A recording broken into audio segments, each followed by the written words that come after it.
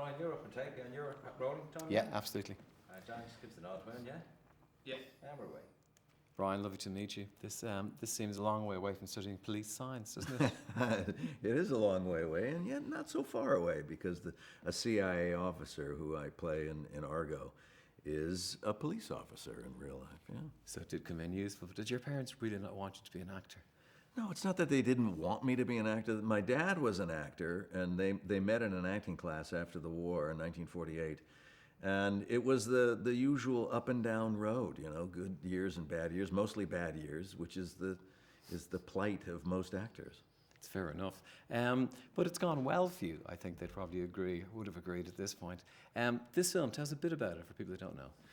Argo is a brilliant story, a true story, that happened in 1980 when 6 Americans were smuggled out of Iran by the country of Canada. Thank you, Canada. That's all we knew.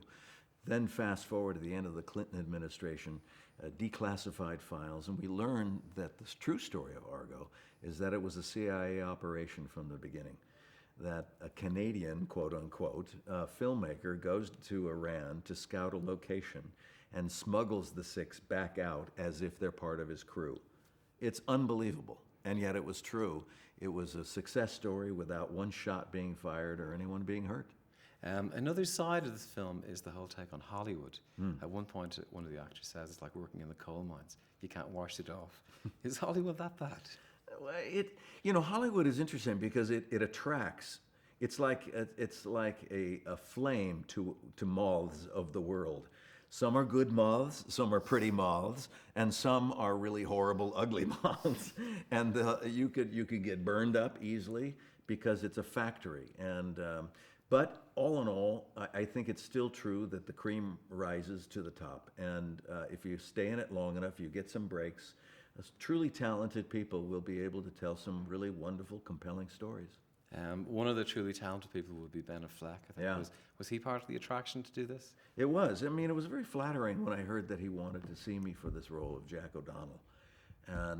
But I knew that the script had to be hit. It had to be supportive of that story. And the script by a guy named Chris Terrio was so true and so magnificently crafted that I couldn't wait to get in to see Ben and to convince him to give me the role. And so even though it wasn't an audition per se, I didn't read lines, it's still an audition. You have to go in there and win his favor and convince him that I'm the guy to play that role. Was that a very hard? I mean, I would have thought he'd be beating a path to your door.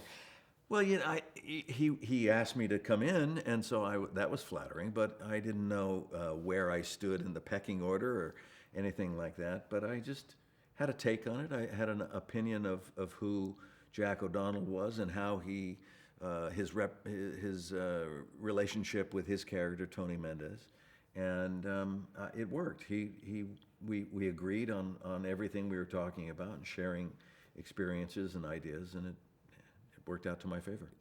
Obviously, Breaking Bad plays a part in him putting in this. Is this truly coming to an end?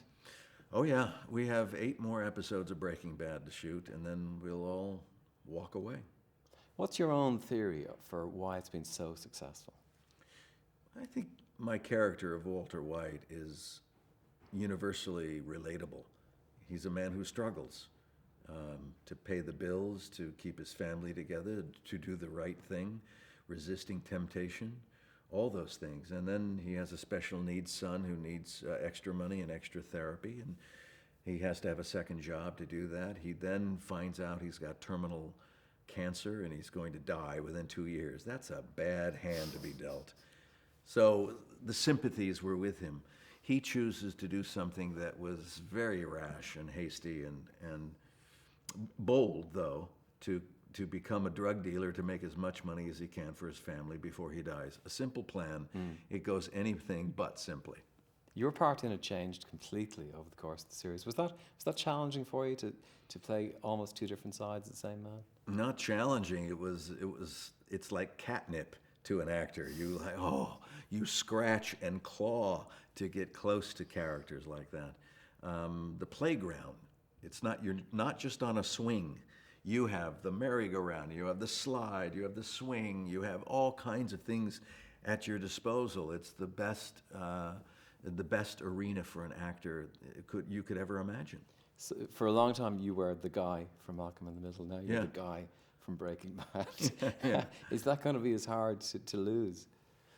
No, I've been very fortunate. You know, Malcolm in the Middle was extremely well written and a fun show to do. And then a year after that ended, Breaking Bad came along and changed my life again completely. And it's been the role of my life. Mm-hmm. And after 8 more episodes, I'll have to say goodbye, and then we'll see what happens next. I don't really know. Have you any idea what will happen next? I really don't know what's going to happen next, and that's part of the excitement. I think actors live on that risk factor. They live on that adrenaline, and part of it is not really knowing what's in store for you. Your parents' predictions really are coming back to haunt you. You worried? No. I mean, you have to find some sense of security in this innately insecure structure of a life and a profession, and those who survive have found that. Bryan, it's been a pleasure. Thank you so much. Thank you. Great. Nice and